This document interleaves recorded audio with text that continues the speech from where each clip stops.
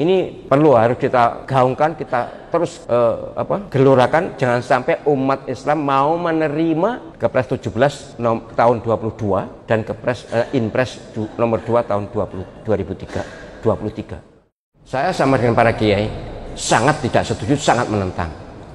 Sangat. Walaupun ini keputusan presiden, oke lah, terserah presiden. Tapi kami para ulama sepakat kompak bahwa ini adalah kesalahan fatal. Bukan hanya ulama Jawa Timur, seluruh Indonesia kok. Saya sudah komunikasi dengan para ulama, apalagi para jenderal. Sama. Kalau PKI dikatakan korban, maka pelakunya siapa? Pasti Banser, tentara, atau ulama ABRI waktu itu. Enggak. Mereka yang memulai, mereka yang beringas, mereka yang membunuh banyak kiai, banyak santri, membunuh jenderal, menyiksa.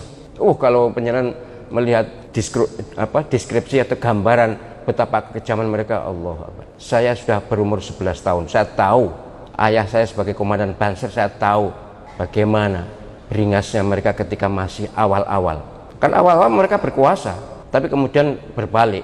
Berbalik itu kira-kira sudah pertengahan atau ya pertengahan tahun 66 lah. Tapi awal-awalnya waduh, beringas sekali. Sudah saya ceritakan kan bahwa mereka berkumpul di halaman rumah ayah saya atau rumah saya, ya rumah orang tua saya, jam 10 malam. Kemudian teriak-teriak, gedor-gedor pintu, manggil ayah saya, dan ayah saya menjadi target. Kemudian ayah saya berdoa, lalu kakinya digedorkan ke tanah ya. Sumumbuk mulai.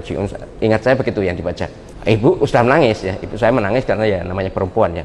Tapi ayah saya tegar aja, kemudian keluar. Saya melihat dari lubang kunci pintu itu jelas celurit itu berkilauan karena batang bulan. Pasti mati ayah saya.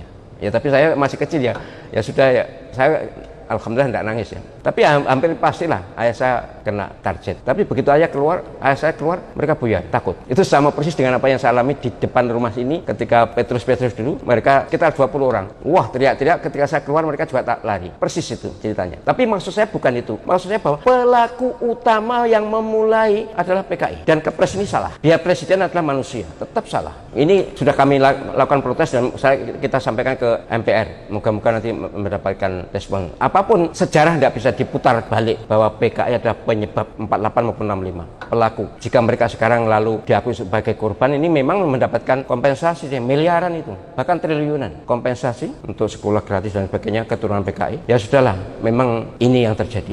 Jadi Kepres 17 dan Inpres nomor 2 ini tahun 22 dan tahun 23 itu intinya memfasilitasi anak keturunan PKI untuk mendapatkan kompensasi dan diakui sebagai korban.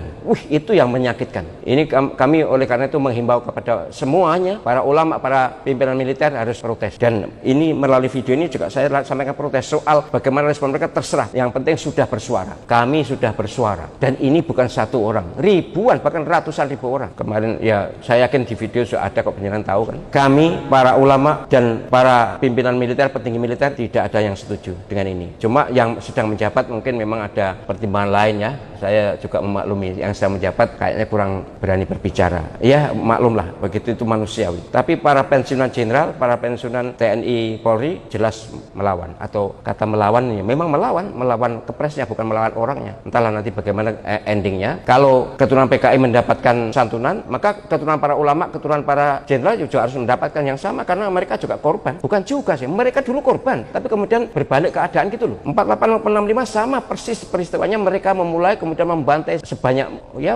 banyak kiai, banyak santri, banyak bahkan maaf ya, bupati mana itu yang digergaji perutnya dalam keadaan hidup itu. Dalam keadaan hidup digergaji perutnya. Bukan dibunuh, enggak, digergaji. Nah, kan menyiksa itu. Pokoknya kalau mereka membunuh itu dengan secara kejam. Kalau Ansor kan tidak, Banser dulu kan tidak, yang nyembelih lah, tapi tidak dengan menyiksa. Ini perlu harus kita gaungkan, kita terus gelorakan. Jangan sampai umat Islam mau menerima Kepres 17 tahun 22 dan Inpres nomor 2 tahun 2023. Harus kita lawan, harus kita tentang, harus kita gelorakan, kita suarakan perlawanan penentangan kita.